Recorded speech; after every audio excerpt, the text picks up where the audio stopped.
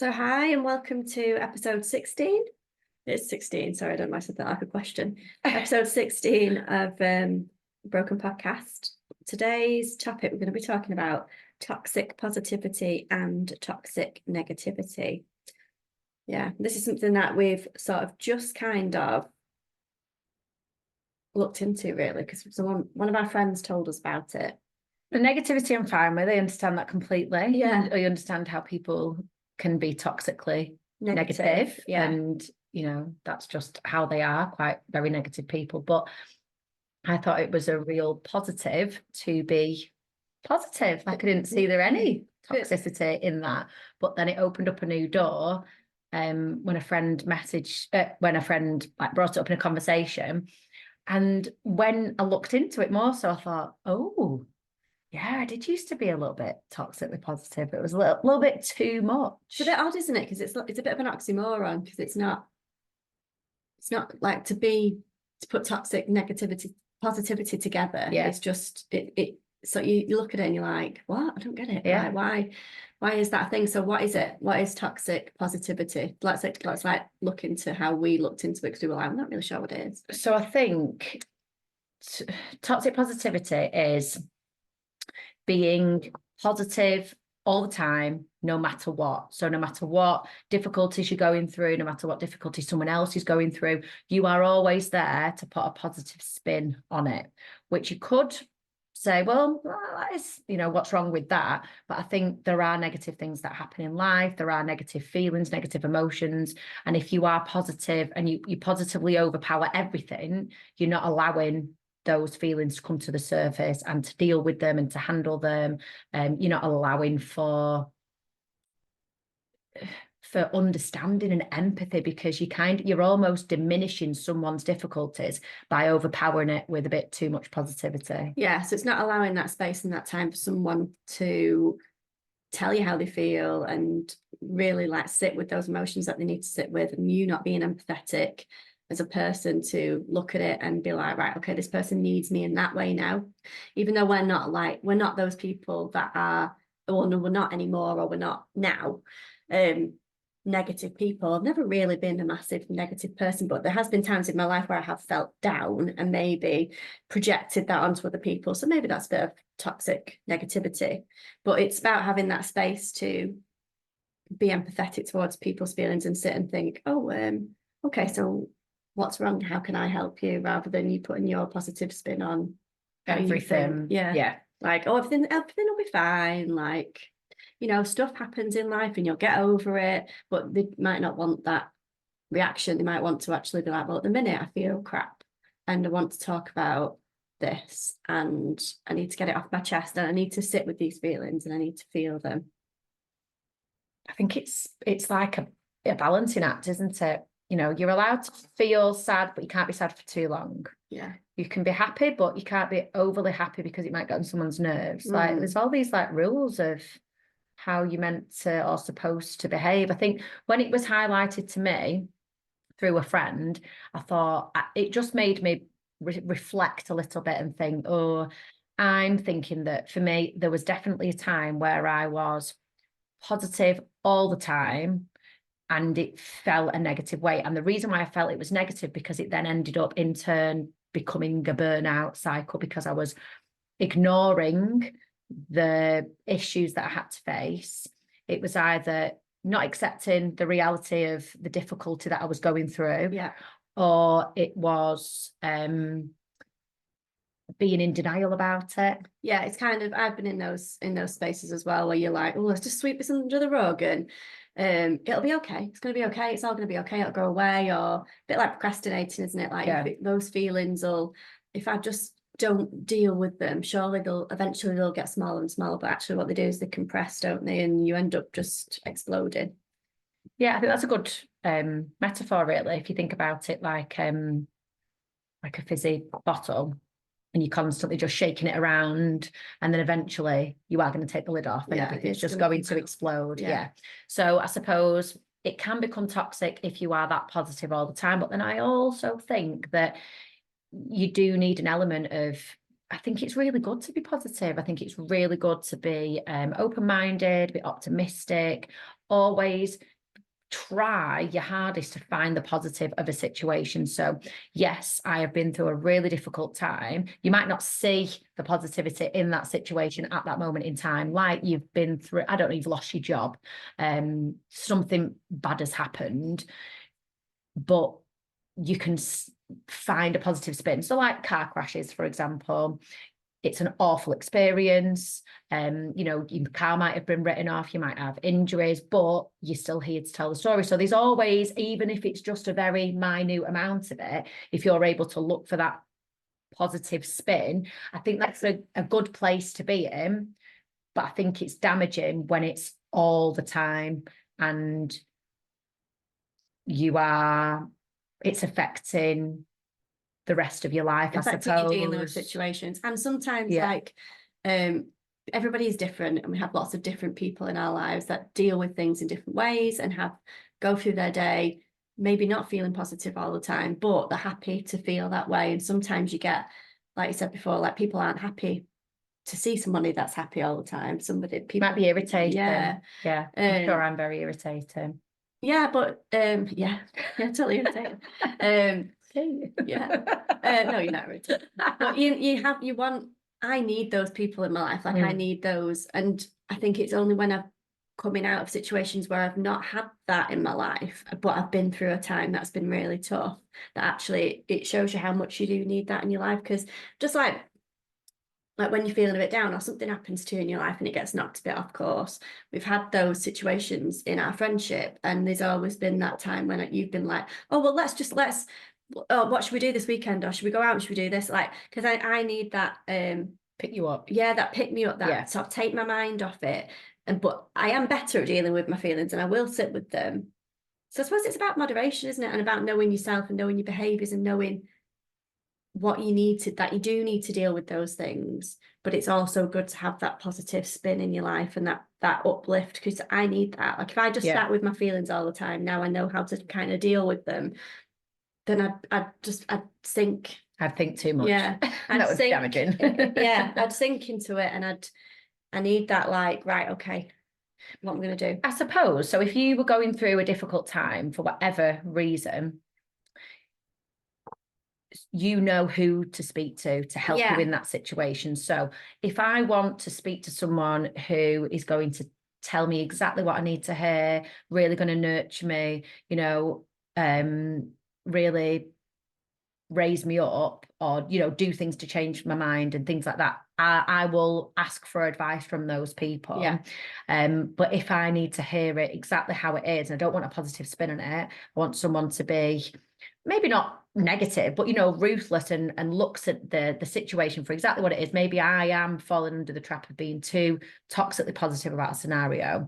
It's getting out of hand, and I need someone to sit down with me and say, right, okay, well, the reality is this, this, and this, and I would seek advice from people depending upon where my frame of mind was and what it was that I was looking for. But I think we need to be really mindful of not just how we display toxic positivity or even toxically being negative, it's how we respond to other people as well. So if someone is coming to us with a problem or a concern, and they're not feeling in a good place, and it's them that are asking us for advice, are we trying to brush it under the carpet? Are we not being as empathetic because we're very positive people? And I've done it before where I'm thinking, oh, do you know what? I can't actually be around that person because they're so negative. Like all they do is whinge, or, you know, and I can't actually put myself around that person because that might rub off on me. I have been like that before, but I think ultimately people go through difficult times, and going through a difficult time is different, in my opinion. Going through a difficult time, you need people around you. There's a level of acceptance there. There's a nurturing side of it. I think if it's prolonged and that person is constantly a negative person, they are constantly lying or deceiving, maybe it's very drama fueled, there's constantly drama around them, I will tend to try and step away from those people. So I think there's a difference between someone who is just going through a difficult time in comparison to someone who is toxically negative. Yeah, all and the that's time. like being sort of attuned to yourself and your feelings, because like having a gut And other instinct, people. really. Yeah. Yeah. So like when you are around people that make you feel a certain way, it's about being attuned to it and then sort of knowing yourself enough to be able to sort of reflect on their behavior and think, oh, well, actually, what, like that person's being really negative or they're not being very nice. What's that about? Is that because it's not about you ultimately, is it? It's about what they're going through and how they're projecting their feelings onto somebody else. And sometimes when people get into that negative cycle, that toxic negative cycle in their lives, they don't want anybody else to be happy. They don't want to see anybody else living their lives in any kind of way that is like a happy, nice, joyful, peaceful life. They want to make other people, they want to project onto people and make them feel bad because they feel bad, yeah, and they can't see how anybody else could be happy and why they should be happy. So you've got to be reflective on those things. I think you've got to look at other people's behavior and think, not take it personally. Don't take those really things. hard. It's so hard, isn't it? but it's something I've been like looking at and trying to like for the last few years, trying to train myself in sort of going to that sort of mindset when I'm not in a comfortable situation or somebody makes me feel something. Somebody, you go somewhere and somebody says something to you or behaves in a way that takes you back a bit and you're like, oh, I don't really know what that's about. But rather than being like, because in the past I would have been like, oh shit, I've done something wrong, or this, well, not saying you shouldn't look at your own behavior, but I'd instantly feel bad about myself, and I'd be like, then it'd shut me off, and then the rest of the day would be rubbish, or I'd constantly think about it. You'd massively be affected by it. Like hugely affect me. But now it kind of, I get it, and then my brain kind of resets itself and go, that's not about you. That person's going through that, or something's not right there. So don't take it personally, because they don't know who you are, they don't know your life, or they're not willing to know you enough to if they're not willing to be kind to you, then it's not your person, so you don't need to take it personally, do you? But that's a huge learning curve, because I used to, if anything was said to me that was either a negative remark or just a little bit of criticism, I would go and sit and stew on that and think, oh no, maybe I've really upset that person, or reading into it way too much. Thinking, it's the reading into it. Upset them? Why did they speak to me like that? Was it, and I think at the end of the day, people are going to act however they want to act. And I think having that is really hard, but trying to have more of a non-judgmental view. I think the reason why that person is behaving that way is because of their experiences, because they have had, something bad has happened to them, or they've not had a great morning, or they've not had a lot of sleep. If you think of it with the kids, I'll think, at the minute one of them starts acting up and being an absolute monster, I'm like, right, they're definitely tired, definitely hungry, they need to sit down, they need, we don't do that to ourselves, do we? Don't do it to adults either, do we? Don't think they need some food. They need to sleep. Yeah, I'm very hangry, but it's actually good, because I'm thinking, do you know what? I lost my temper then, and I really didn't want to lose my temper, and I think I lost it because I wasn't fully listening, or I was a little bit preoccupied, or I'm a little bit tired, and it's good to think like that, and also to think of it for other people. Yeah, it's about being reflective on your own behaviors as well. Like I've had it sort of in the past year or so, where I think I've like upset somebody, sort of not dramatically, but just from like having a conversation, or someone's pulled me up and gone, oh, I thought that didn't make me feel nice, and then I was like, well, I didn't mean it that way, and then the conversation's changed, but then it's like played on my mind and played on my mind. And whereas normally I'd kind of just like, I'd let it play, and then it'd just kind of sit there in the back. But I just like actively I sent them a message and was like, the day after, I was like, I'm really sorry that I made you feel that way. Like I didn't mean it in that way at all. And I'm sorry that it made you feel that way. And what I meant was this, and why don't you explain to me how you took it? Because then I won't be like, I'm a sarcastic person, but maybe that behavior doesn't sit well with you, and I shouldn't be that way around you if you're going to take offense to it, and I need to know that if our friendship's going to continue and be that way. It's navigating relationships, isn't it, and navigating social situations. And I think so I went on a counselling course last year. It was just a 15-week graduate one. Didn't know what I wanted to do with it, but then it's like evolved into something else. And one of the things was really looking at core skills, related to counselling, but I think they're relevant to life and people. And it opened up like a new doorway to me where it made me really think. So one of the core skills is unconditional positive regard. So the idea within a counselling role is when you've got a client that comes and speaks to you, you've got to remove all elements of judgment, because how you've got to complete. So it's linked to, I suppose, empathy, stepping into their shoes, but you're trying to strip away the judgment completely, which is a very, very hard skill to learn. And the course leader was saying, right, I want you to, you know, go away and practice this. It's really good to practice it in your car, you know, where someone cuts you up or someone doesn't let on and say thank you. And it's really quite interesting because you are so quick to go, oh, that person didn't let on to me, or that person didn't let me through, or they've just cut, you know. But actually, I've been on the receiving end of that, where the kids are talking to me in the car and trying to get to work, and you know, and then you're distracted, aren't you? It's no offense to the other person in the car, but you've just forgot to let on because you're distracted. But it's very easy to have that judgment. And I think to have that mentality going forwards when you're in public situations, so you're queuing in a line for something, or in work scenarios, you know, people's emotions are running high in stressful situations.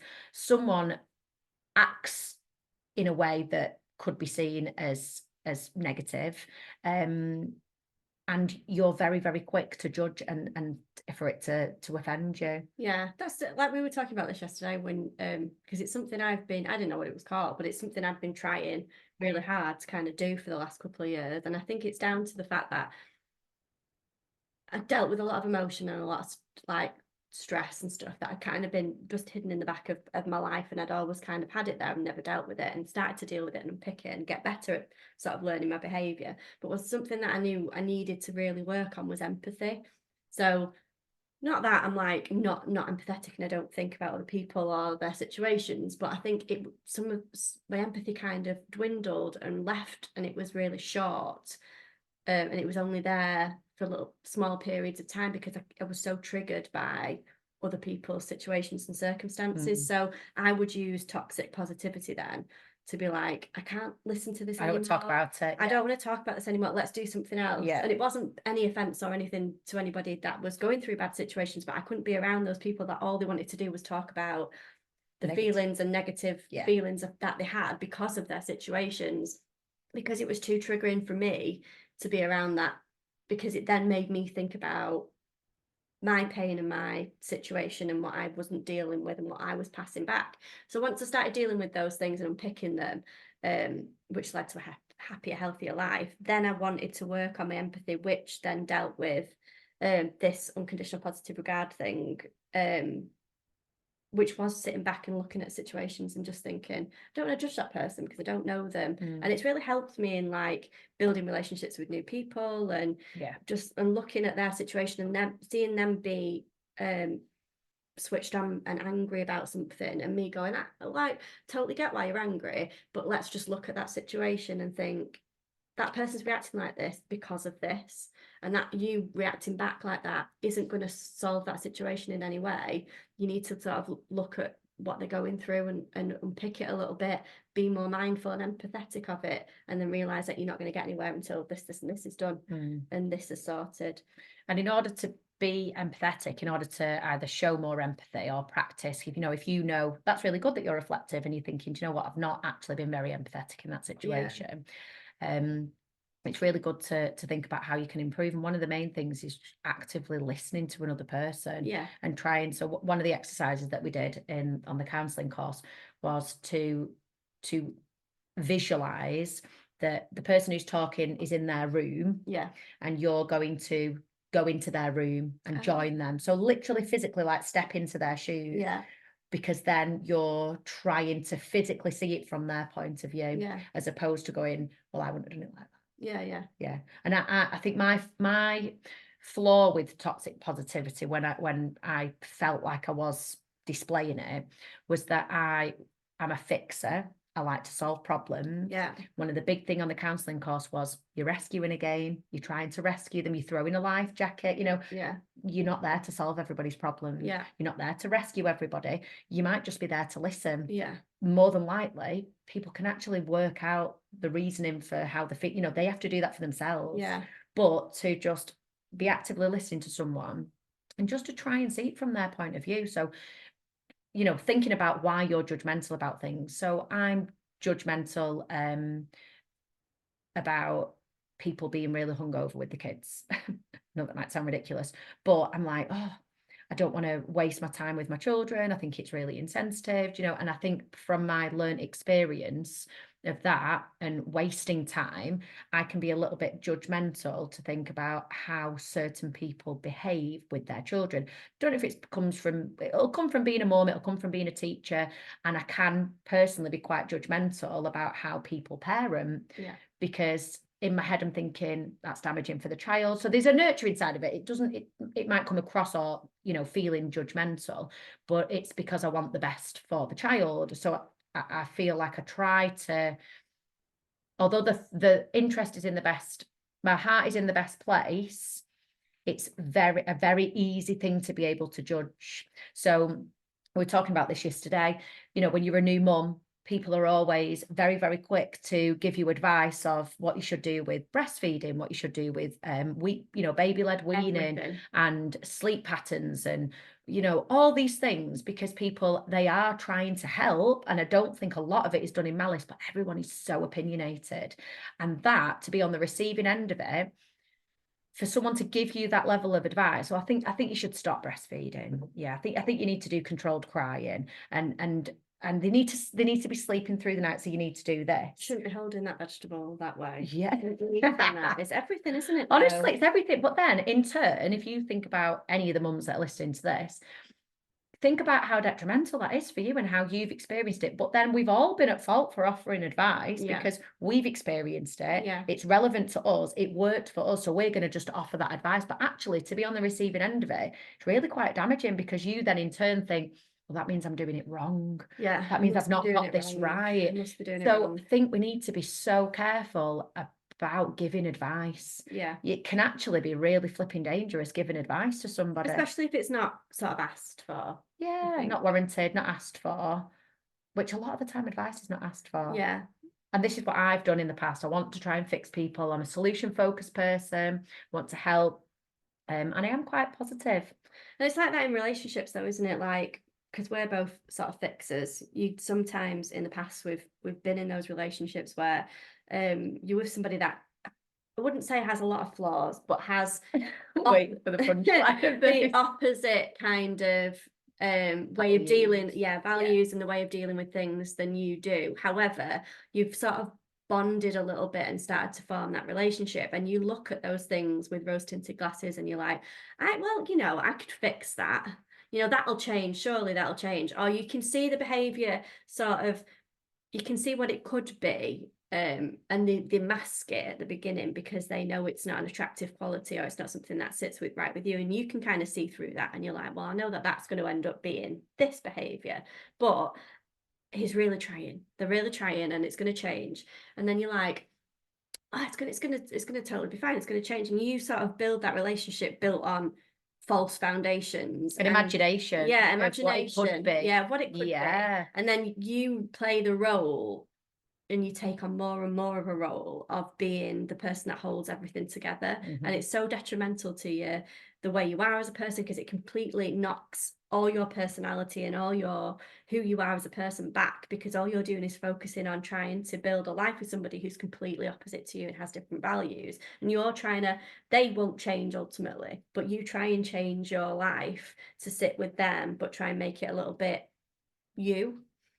So I think it's just really hard. It's really difficult to put yourself in those positions, but we've all done it.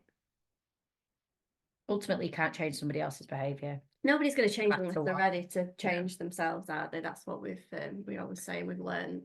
You can't change someone until they're ready to change. It's like, that's where the advice comes in. You can give somebody advice till you're blue in the face, and you think that that's the right way to go, or you kind of know that that's the direction they need to go into to just be happier or healthier, but nobody's going to do it until they're ready to do it themselves. Yeah. And that can push you away from people as well, can't it? So some of the phrases that were suggested that were examples of toxic positivity. Yeah, these were quite I think these are really contrary. Contrary. Yeah, I do. Mary, quite contrary. Yeah, I think they're quite contrary. In what way? Because like, well, some of the phrases, like the first one we've got written down here is like good vibes only, and there's always someone else who has it worse. Like, yeah, I get that they're toxically positive, and you can say them to people. If someone's going for a really hard time and all you're bothered about saying to them is, well, somebody else has got it work. Like when you wouldn't eat your food as when you were little, and your parents were like, well, there's starving kids in Africa. Oh my God, I still use that now. Yeah, but like that isn't solving the situation, and it's not helping because you're using it in that way. But actually, when you are reflective and you sit back, some of those things, like I will say to myself, well, there is always somebody else who has it worse. And that helps me to come out of something. But you're saying that to yourself. Yeah. So personally, when I've experienced that and I'm going through a difficult time and, someone is trying to convince me that my life is good and I'm in not a very good state, not feeling it at all. I want to be sad. I'm actually embracing the sadness. It's about wanting to, it's about feeling those feelings, isn't it? You need fully to be able to feel those feelings. Fully embracing the fact that I'm feeling really sad. I won't say embracing because that's wrong, but I'm really feeling very sad about a situation. I'm feeling really down. Someone's coming in to tell me in a very unsympathetic way that, well, suck it up. People are way worse off than you. But I'm like, well, that isn't actually helping me, because at this minute in time, I'm feeling really sad. It's valid, validating how you are feeling, I think, is so important. Yeah. It is okay to feel angry. It's okay to feel sad. It's okay to feel happy. And when somebody implies that you're too sad, or you're not happy enough, or, it's not helpful. No. And do you think it comes from a place where they're unable to deal with the situation? Well, like what you said before. Generally what it is. No, I don't mean that it's triggering, but do you think they're just unable to be in that space where somebody's feeling that sad? No, I think it's done with compassion. I think it's done with, come on, you've got all these things going for you. You've got this, it's nothing to, I don't think it's necessary. I've never said it I've never said it with malice. Yes. Said it as a means of going, look, you've got all these things to look forward to. You've got this. And although sometimes the way that it's spun might help a little bit, on the whole, if you're feeling really sad about something, someone trying to diminish your emotions is not helpful. What it is, isn't it? It's not letting you have a space where you can express them and feel them. So it's a lack of empathy, isn't it? But I'm laughing because Danielle's come round today and we've got matching mugs, and the irony, it says, think positive, feel positive, live positive. You see my mug? Yeah. Well, the irony of how positive we are. We do. And I'm not sorry for it. So the name of this podcast was meant to just be toxic positivity, and we've demanded that we are going to add toxic negativity as well, because toxic negativity is absolutely a thing, and we're here to try and banish that. So but I think toxic positivity has been brought to the light by the people who are toxically negative. I do get that it is a thing, and it's not letting people have the space to be who they are and not being empathetic towards other people's feelings. However, like it's like like people who are really negative or really sort of in that kind of like, I wouldn't say clinically depressed or anything like that, but I mean like just go how they are life with a negative attitude, always find fault in somebody else, always felt fueled with drama, there's always every time you'll know these people in your lives, every time you're around them, you're drained, your social battery drains, you feel like you're just drained, always gossiping, and you come away and you're like, but you can get like rolled into it, you can get embroiled with it, and especially with gossip, you gradually get riled in. Well, I didn't know that. That. Like, oh God, what am I'm not going to do nothing with this information, it's just being fed to me. And you'll get those people that have always got somebody else's business in their head, and you'll come to them and you know exactly what they're gonna just explode something on you that you like, how are you even finding this information out? But anyway, those people that just sort of live those like hectic drama fueled kind of really depressive, negative lives and have that draining energy on you. Like, I want to say things like, come on, let's go. I want to be happy around them because that's the only way I can. So I suppose I'm being very toxically positive to a toxic negative person. I often say kill them with kindness. Yeah. That's my motto. Yeah, but that's why people don't like us. I do. Like, if someone's really mean and if someone's constantly miserable, my view is kill them with kindness, because they ultimately, these energy suckers, these people who, you know, like an energy vampire. Yeah, That's what they are. They are energy vampires. They might be really deceitful, quite controlling. Like, obviously not all rolled into one, but I think you've got different groups of toxically negative people. It could be like the narcissists. It could be people that are, you know, the dictatorship. You know, like people that take on a leadership role and it goes to the head and they're very dictating. Dramatic. Constantly drama oozes out of them. These kind of people I used to get angry about. I used to get roped into it. I used to get dragged in and then get caught up in gossip or get caught up in drama. And I have to really, really think about when that's happening and avoid having conversations with these kind of people, because it's pointless. You cannot make them positive. You cannot change their outlook on life. And why should you? It's literally draining you in the process by trying to lighten the mood of a situation. Yeah. But ultimately, I think that these people who are like that all the time are going to lead very, very miserable lives. I believe in karma. You get out what you put in. So if you are going around spreading your, I do feel like spreading positivity is a good thing. Being a positive, upbeat person, if you've got high energy, obviously not all the time, but, if you've got, you're chatting to people, you are spreading this positive energy that you've got, it's the energy that is going to come back to you, isn't it? It's not you don't have to be like, you have to be really we don't go for a coffee and be like, oh, like good vibes only, and that's all we say to each other, because that's not it. That's not what we're like. And we do have issues, we do have problems, and we do like to talk about things, but we always trying to find like a bit of an upbeat spin on it, or a positive spin on it, or we're just upbeat people, I think. And it's finding the humour in situations, or finding good at taking the piss out of each other when we not when something awful's happened, obviously, but like when like when you're just a bit like, oh, I don't know about this, and you're like, well, come on. I think there's scope for, so I practice gratitude every single day, morning and night. I'll write a few things down in my notebook. And the irony is that started when I was not feeling in a very positive state at all. And I did that by writing, it could be a hot cup of tea, it could be having central heating, it could be it not raining, and seeing a little bit of sunshine. It could be absolutely anything at all, but you're finding a few things each day, because then that's gradually training yourself to find the positive in situations. So by doing that, you are naturally going to become a more positive person. So if you haven't tried that, I would highly recommend it, because it's brought me out of very dark times. And now I feel, as a result of that, I am a way more positive person now to what I used to be. Yeah.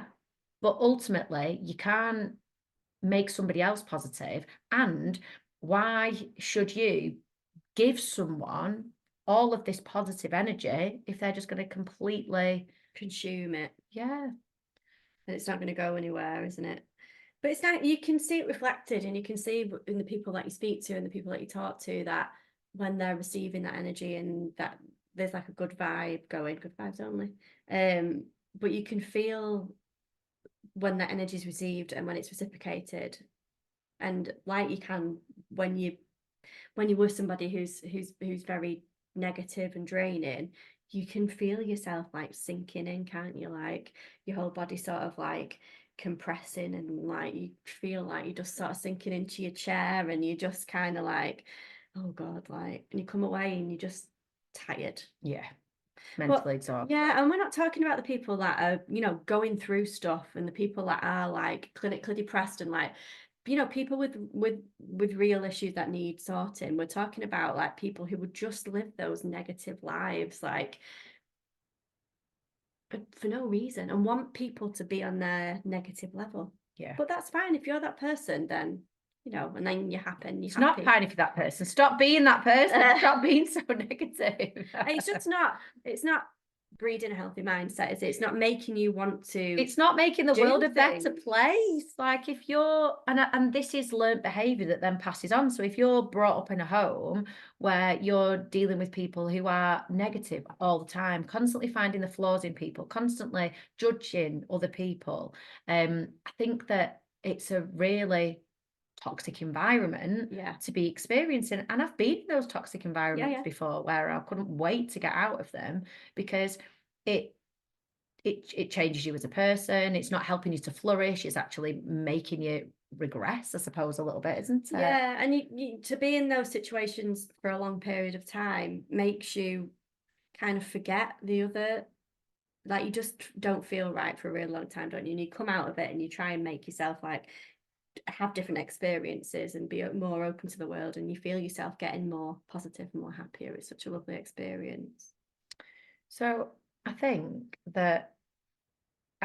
toxic positivity is definitely valid. I can get on board with it now, whereas immediately I was like, what? How can positivity be toxic? I can see toxic positivity is, you know, you're not being empathetic towards people's feelings, you're not giving them the space that they need, and it's having that, giving people real time and real space to tell them how they feel. Like when they come to you and say, I feel like this, instead of saying, oh, you know, like, oh, everything's going to be fine, everything happens for a reason, you know, get out there, come and do this with me.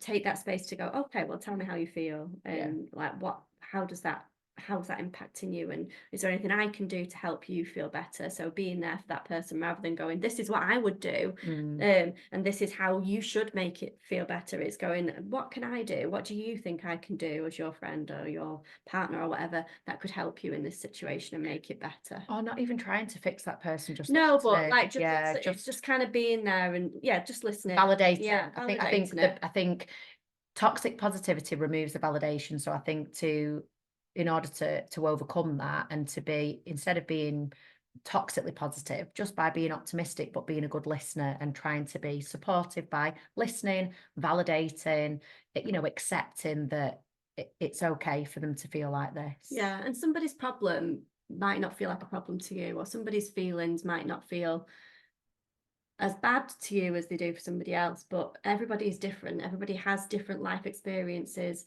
and situations that lead into different situations that cause those feelings to be there, and it's not about how you would react or how you would feel. It's about, well, that person feels like that because of this, and I'm not being judgmental. Yeah. So we were talking yesterday about social media and society being, you know, everyone tends to try and put a positive spin on things, and I can be at fault for this as well. You know, I want to share positive things.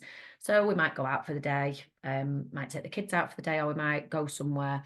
And, you know, I won't put pictures on of my kids screaming in the car. Oh, no. I won't be like sharing about you know, someone got their ice cream on the floor and it was dire and there was a huge argument. I'll share the best bits. Yeah. I'll share the nice things, because that's what society has kind of taught us to do. And part of that is because I try and be positive and I try and look at the positives of the situation. But then being self-reflective, that can actually hinder somebody else, because somebody else might perceive that as, oh my gosh, she's got such a perfect life. So perfect. Yeah. And I think toxic positivity goes hand in hand with perfectionism. And I constantly tried to be perfect. And if anything was flawed, I'd take a lot of criticism in that. So I think we do need to be mindful about things, because somebody else could in turn think that, well, their life isn't perfect. You've got everything under control. You can handle everything. And actually, do you know what? We can't handle everything. No. Because nobody's perfect. Nothing is perfect. No situation is ever, you know, like social media is not the image that is displayed. That's the best bits of it. And so long as you can know that it's not perfect, it's just a taste, a little slither. But it can be very detrimental. And I think kids that are growing up in this environment are being taught that things need to be perfect. Yeah, and you're not born as like a positive person, are you? You don't come out like all singing all happy and nothing ever goes wrong in your life.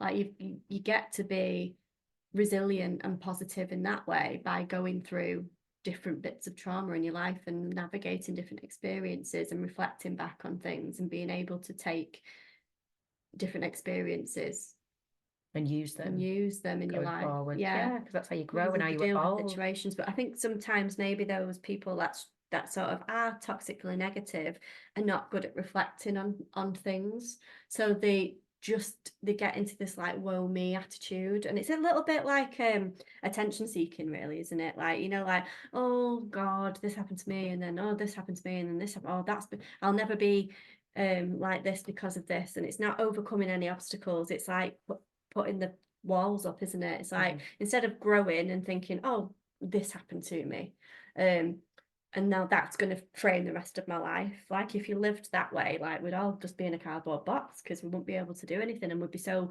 scared of going out into the world because you think that something bad would happen to you. But it's about getting over those hurdles and building that wall higher and higher for yourself to like climb up it, rather than building the walls around you, which I think is what negative people do. They build such a wall around them that they can't see anything else. Like that, building a wall. Do you know, it made me think when I had one of my counselling sessions, one of the things was about arming yourself. So before you head out into the world, and you're going, you know, we talked about this previously, you're subjected to so much, like we're consumed by knowledge, aren't we? Consumed with you've got social media, you've got seeing people day to day, you're out and about. Before you step out of that door, arm yourself, ready to banish off the toxic people, toxic experiences, to try and almost shield yourself from it, which obviously you can't fully do. But the idea of so my way of doing that is to do like a meditation, to do like a grounding activity. I do it every morning before the kids wake up, and that is me putting on my armor so that when the kids get up and they're arguing with one another and we've got to rush out the door and we're running late, and that negative, you know, these things start to come, you're a little bit more resilient because you prepared yourself for it. You've spent a little bit of time calming yourself down in preparation for it, and ultimately you're giving yourself that little bit of self-care in order to handle difficult, or just even not even difficult, just day-to-day situations. And I think the people that aren't able to do that, it's probably because they've not got that level of self-awareness. They've not got they're not spending time to nurture themselves a little bit more and regulate the nervous systems. So when they're going out there, then it's like it's a ripple effect, isn't it? If you step out of the door and have a negative experience with or an altercation with someone, then that person then goes off and has an, you know, then they've got their backup, and then they might pass it on to somebody else and pass it on to somebody else, and that negativity is almost fueling through everybody. Whereas if you could look at it the same way with positivity, and if you're being a happy and positive person, and even though you're going through difficult situations, you're trying to be optimistic, you're a bit more resilient because you've got that attitude. That's then in turn going to hopefully pass on to other people. It's about the self-awareness, isn't it? That's so true. Like being reflective of your own situations and kind of recognizing feelings as well, I think is really important. And that's something that I kind of use now. I can now kind of understand my feelings a bit better. I think if I'm out somewhere or I'm doing something or something happens and it makes me feel a little bit anxious, or it makes me feel a certain way, and because we're quite positive people, and I feel like at the moment I go through my life in quite a mellow, happy, calm sort of state, and try to navigate my life like that. I think when something does happen that makes me feel different in my body, so it makes me feel anxious or makes me feel nervous and I'm not sure why, then I'm quite good now at self-reflecting and thinking, why is it making me feel like that? Like not getting my back up because I'm angry and dealing with that situation. It's thinking about what the feeling is and why that situation would make me feel like that, and then thinking about maybe something that's happened in the past, and then thinking, well, I've dealt with that, and maybe I need to work on this a bit more, or maybe I need to do something. Like it's triggers, isn't it? It's triggers in your life. It is, and I think it's about handling your emotions, isn't it? If you're in a state of anger, panic, anxiety, you can't you can't behave in a calm and rational way because you're in a fight, flight, freeze mode. So Yeah. to come out of that, and we talked about this in the previous podcast, to have self-soothing tactics, have your little toolbox of self-soothing activities, things that are going to help regulate your nervous system, make you feel calmer, then you are more equipped in order to handle toxic people, toxic situations, toxic scenarios, because you've been able to manage you've been able to self-regulate. Yeah, and I suppose it will work the other way, won't it? So Yeah. if someone's being toxically positive to you, so if me and Alex are like coming around to your house and not listening to what you're saying and just being like, this is what I do, this is what I do. It's about stepping back and going, hang on, I want to be listened to. Yeah. Like this is I understand that you're really positive and you're coming at it with this, but at the minute I need to be sad. Yeah. I need to Respect be angry. that. Yeah, please just respect that and listen to me and listen to what I need to do, because maybe this is all I need to do. Maybe I just need to be sad and angry and vent to somebody for half an hour, and then, because we've all done that, then I'll feel better afterwards. Yeah. Sometimes I've done it over, I've like done it over a voice note, or I've done it over like when we've met up and I've just needed to get word vomit out of my mouth, and then half an hour later I've been like, oh God, I'm really sorry about that. I just needed so to much get it better. off my chest. Yeah. It might not have been a nice thing that I said, or it might have been really toxic, but I needed to get it out. Now I'm fine. Yeah. Like, especially as a single parent, I think, somebody that kind of lives on their own most of the time, well, with the children obviously, but with younger like children who aren't adults, who don't have a level of understanding or need to really about your life, because that's not what they're there for. So to meet another adult once a week or something and just have a coffee and some time that sometimes you do word vomit, you do just have to spill out your feelings and, oh God, this happened and this happened and then this happened, and like, I've just been like, it's been eating away at me and I just need to get it out. Yeah. Yeah. Good. I think to summarize, with a lot of this, whether it's toxic positivity or toxic negativity, it's about setting boundaries. Oh yeah. Protecting yourself from these situations, whether it's handling a toxically positive person or handling a toxically negative person, or whether you're behaving this way yourself. It's setting personal boundaries, protecting yourself, and trying to strip away the judgment, so that it's trying to not be offended in these situations, isn't it? Trying to not be offended and trying to not overly manage somebody else's emotions. Yeah. Isn't it? You don't need to be there to manage somebody else. It's like they're gonna feel how they feel and they're gonna do whatever they want to do because they're their own person and nothing you can do can change that. But not trying to be overly impressionable on people and just being happy with your own state of life. I think that's why a lot of people really, really struggle with control as well. So like as a parent, you're constantly trying to control your children to, maybe not control is the wrong word, but you're trying to instill these rules and boundaries because they've got to function in society, and you're trying to teach them respect and teach them good values and things like that. But it can become a dictatorship and a controlling thing. You can't speak to me like that, you can't do this, and you stop crying, stop doing this. And actually we need to just take a little bit of a step back, I think, and let people be a little bit more, let them who they are. So for me personally, I think sometimes I will just try to help them too much maybe, and they need to work some of these things out for themselves. For the same kind of theory with other people, obviously with your kids, you are trying to instill how they cope in society. They can't just be screaming at the top of the voice in a play centre or a restaurant or whatever. So that makes you feel a little bit more like you need to control the situation because of social norms and how you might need to have a handle on things. But I think it's letting people experience and make mistakes, and it's okay to make this mistake. It's okay to behave in a certain way. Let people just work it out for themselves. Stop trying to be the fixer. Stop trying to navigate everybody else's life. Stop trying to control. Like you can, I think you just haven't got the control, have you? Yeah, and that shows up in adults, doesn't it? And that's where like relationship problems start, or like when you split up with somebody and you've got children and you're trying to navigate what happens to the children when they're with their other parent, and your lack of control, and that's really like, it's hard, it's really, really difficult. And it's like when the kids go to uni or they grow up and they're all of a sudden like they want to go out and play, and you're like, well, I've never had that. You've always been in my bubble, I've always controlled you, but now I know that you need to go out into the world a little bit and start taking that independence. But it's so difficult. But it's about arming them, it's about giving them the right tools, isn't it, to, like you say, give them space to make mistakes, and then when they do make those mistakes, not being like mad angry at them and losing your crap, because that isn't actually what happens in the world. And what happens in the world is they need to deal with that mess. That mistakes happened, and nobody is going to come in and sweep you away and fix it.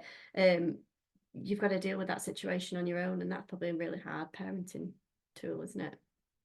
And if you're being toxically positive with your children and everything's, well, I say toxically positive, I think perfectionism. I'm taking from that perfectionism, everything's perfect, nothing's out of line. If you're instilling that on your children or the people around you, it's impossible standards, isn't it? Yeah.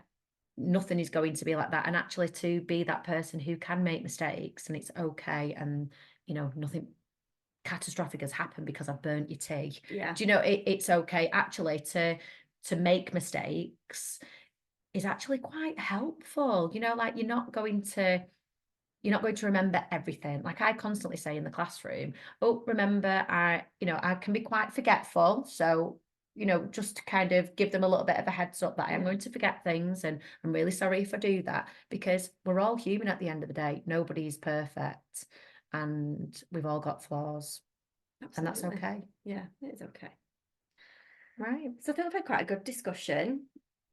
We'll look at posting some different sort of examples of toxic positivity, toxic negativity, and how you can maybe sort of look at those changes in maybe language, and you like look at working on your empathy and things like that. And also, I suppose the balance of, are you being positive and optimistic, or is it veering the toxic way, almost like a continuum? Yeah. This is optimistic, this is positivity, and this is how it's veering onto toxically positive. Yeah. Good. Thank you very much. We'll see you next time. Bye.